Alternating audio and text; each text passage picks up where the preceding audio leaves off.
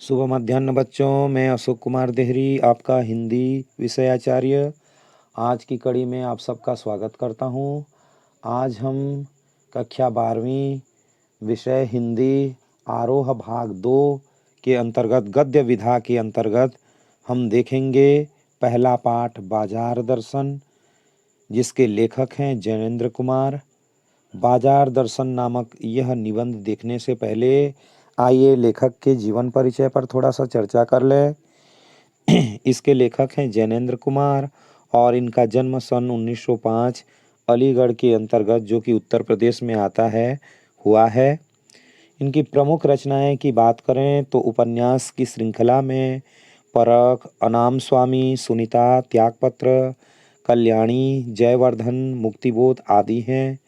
उसी प्रकार से इनकी जो कहानी संग्रह है उनकी बात करें तो उसमें वातायन, एक रात, दो चिड़िया, फांसी, नीलम देश की राजकन्या, पाजेब आदि हैं। आगे विचार प्रधान कुछ निबंध संग्रह भी इन्होंने लिखा है, तो उसकी चर्चा करें तो प्रस्तुत प्रश्न, जड़ की बात, पूर्वोदय, साहित्य का श्रेय और प्रेय, सोच विचार, समय और हम आदि हैं। तो इनके जो पुरस्कार हैं, पुरस्कार की भी चर्चा करें। पुरस्कार के अंतर्गत इन्होंने साहित्य अकादमी पुरस्कार पाया है तथा भारत भारती सम्मान भी प्राप्त किया है। भारत सरकार द्वारा पद्म भूषण से सम्मानित भी इनको किया गया है। इनके निधन सन 1990 में हुए।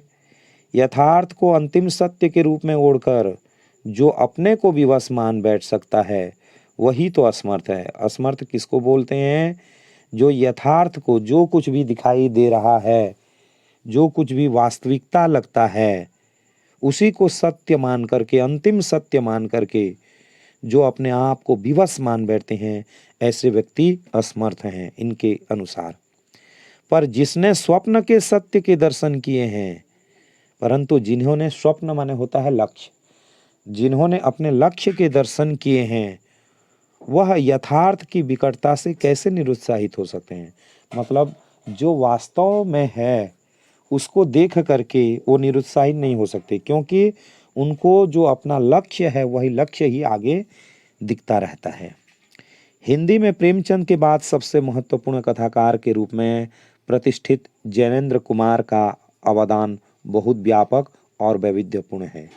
हिंदी में कहानी के अंतर्गत यदि हम देखें तो मुंशी प्रेम जी का नाम सर्वोपरि है, लेकिन उनके बाद कहानी को या कथा को किसी ने प्रतिष्ठित किया है तो वो हैं जैनेन्द्र कुमार। और इनका जो अवदान है, इनका जो दान है, वह बहुत व्यापक है और विविधपूर्ण है। अपने उपन्यासों और कहानियों के माध्यम से उन्होंने हिंदी में एक सशक्त मनोवैज्ञानिक कथाधारा का प्रवर्तन किया। इनके द्वारा जो उपन्यास लिखी गई हैं तथा जो कहानियाँ लिखी गई हैं, उनके माध्यम से उन्होंने हिंदी में क्या किया है, तो एक सशक्त मनोवैज्ञानिक कथाधारा का, मनोवैज्ञानिक रूप से कथाओं का एक धारा इन्होंने रखा है। परख और सुनीता के बाद, परख भी उपन्यास है और सुनीता, इन दो उपन्यासों के बाद 1937 में प्रकाशित त्यागपत्र ने इन्हें मनोवैज्ञानिक उपन्यासकार के रूप में प्रभुत्व प्रतिष्ठा दिलाई। इसी तरह खेल, पाजेब, नीलम देश की राजकन्या, अपना अपना भाग्य, तत्सत जैसी कहानियों को भी कालजयी रचनाओं के रूप में मान्यता मिली। उसके बाद और भी जो रचनाएं हैं वो क्या हो गई? कालजयी, मतलब कालों कालों तक जिनका जयगान होता रहता है। तो इस प्रकार की रचनाएं इनके द्वारा हिंदी लोगों को प्राप्त हुई हैं या हिंदी जगत को प्राप्त हुई है। कथाकार होने के साथ साथ जैनेन्द्र की पहचान अत्यंत गंभीर चिंतक के रूप में बहुत सरल एवं अनौपचारिक सी दिखने वाली शैली में उन्होंने समाज, राजनीति, अर्थनीति एवं दर्शन से संबंधित गहन प्रश्नों को सुलझाने की कोशिश की। कहने का अभिप्राय, जैनेन्द्र कुमार जी का जो पहचान है अत्यंत गंभीर चिंतक के रूप में है, मतलब एक चिंता करने वाले व्यक्ति, किसी विषय को चिंता की धारा देने वाले व्यक्ति के रूप में है। बहुत सरल एवं अनौपचारिक सी दिखने वाली शैली, इनकी जो शैलियाँ हैं तो बहुत सरल होती हैं और ज़्यादा उसमें औपचारिकता भी नहीं होती। तो ऐसी शैली में उन्होंने समाज पर, राजनीति पर, अर्थनीति पर एवं दर्शन से संबंधित गहन प्रश्नों को सुलझाने का कोशिश भी किया है।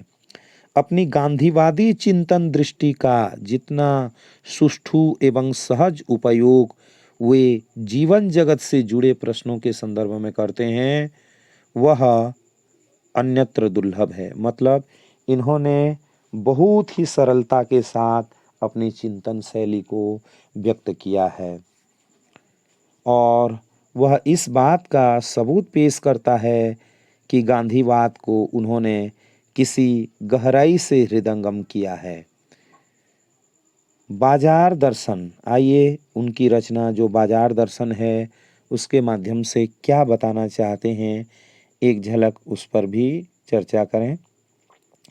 बाजार दर्शन जैनेन्द्र का एक महत्वपूर्ण निबंध है। ये उनकी कौन सी रचना है? तो निबंध रचना है जिसमें गहरी वैचारिकता और साहित्य सुलभ लालित्य का दुर्लभ संयोग देखा जा सकता है। तो यह निबंध, लेकिन इसमें गहनता से विचार करने के साथ साथ साहित्य में जो सुलभ लालायित कर देने वाला दुर्लभ संयोग है वह भी देखा जा सकता है। हिंदी में उपभोक्तावाद एवं बाजारवाद पर व्यापक चर्चा पिछले 1-1.5 दशक पहले ही शुरू हुई है। उपभोक्ताओं को लेकर के, बाजार को लेकर के एक व्यापक चर्चा जो 1 से लेकर के 1.5 दशक पहले ही शुरू हो गई है, पर कई दशक पहले लिखा गया जैनेन्द्र का लेख आज भी इनका मूल अंतर्वस्तु को समझाने के मामले में बेजोड़ है। वैसे इस संबंध में तो कई दशक पहले से ही लिखे जा चुके हैं, लेकिन जैनेन्द्र कुमार ने ये रचना उनसे भी बहुत आगे लिखी है। लेकिन आज भी इस रचना को देखेंगे तो इनकी जो अंतर्वस्तु है उसको समझाने में इन्होंने जो मामले हैं उनको बेजोड़ कर दिया है। वे अपने परिचितों, मित्रों से जुड़े अनुभव बताते हुए स्पष्ट करते हैं कि बाजार की जादुई ताकत कैसे हमें अपना गुलाम बना देती है। वास्तव में देखा जाए तो बाजार में क्या होती है, एक प्रकार की जादू भरी ताकत होती है। तभी तो आदमी को खरीदने के शौक बहुत ज़्यादा लग जाते हैं। मतलब हम खरीदारी करने के क्या हो जाते हैं, भक्त हो जाते हैं। मतलब बाजार लोगों को गुलाम बना देती है।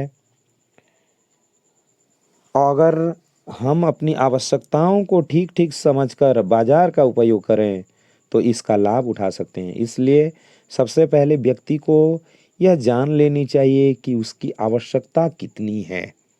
यदि वह अपनी आवश्यकता को ठीक ठीक समझ करके बाजार का उपयोग करता है तो उसका लाभ उठा सकता है, अन्यथा वह फिजूल खर्ची में ही पड़ा रहेगा। लेकिन अगर हम ज़रूरत को तय कर बाजार में जाने के बजाय उसकी चमक दमक में फंस जाएं या फंस गए तो वह असंतोष, तृष्णा और ईर्ष्या से घायल कर हमें सदा के लिए बेकार बना सकता है। यदि हम अपनी ज़रूरतों को निश्चित न करके बाजार में जाने का साहस करते हैं तो हम क्या हो जाएंगे, बाजार के चमक दमक में फंस जाएंगे। फिर हमारे मन में असंतोष आ जाएगी, क्योंकि बाजार एक ऐसा जगह है जहाँ जितना भी खरीदें मन का भाव तृप्त नहीं होता। इससे क्या होती है, बिना तय किए अगर खरीदारी करते हैं तो मन में तृष्णा जगेगी, ईर्ष्या भी लगेगा। दूसरे लोगों को खरीदते हुए देखेंगे, हम खुद नहीं खरीदेंगे तो ईर्ष्या जो है हमको घायल कर देगा और बेकार बना देगा, बेकार में खरीदते रहेंगे। तो इस मूल भाव को जैनेन्द्र कुमार ने भांति भांति से समझाने की कोशिश की है, कहीं दार्शनिक अंदाज में तो कहीं किस्सा गोई की तरह। मतलब कहीं पे एक दार्शनिक, मतलब एक दर्शन शास्त्री की भांति दृश्य के माध्यम से बताया है, तो किस्सा गोई मतलब कहानी की तरह उन्होंने बताने का प्रयास किया है। इसी क्रम में केवल बाजार का पोषण करने वाले अर्थशास्त्र को उन्होंने नीति शास्त्र बताया है। इसलिए अर्थशास्त्र जिसका एक विशेष महत्व होता है, तो उसी प्रकार से अर्थशास्त्र का पालन करने पर ही हम क्या कर सकते हैं, बाजार का सदुपयोग कर सकते हैं। अन्यथा अनीति शास्त्र ही है बाजार का जो शास्त्र है या अर्थशास्त्र है, यदि हम उसका सदुपयोग नहीं करते हैं तो आज की कड़ी में बस इतना ही। कल हम जो मूल विषय है बाजार दर्शन नामक निबंध है, उसको हम भली भांति देखेंगे। यदि आपको मेरा वीडियो अच्छा लगा हो तो प्लीज़ लाइक और शेयर करना न भूलें।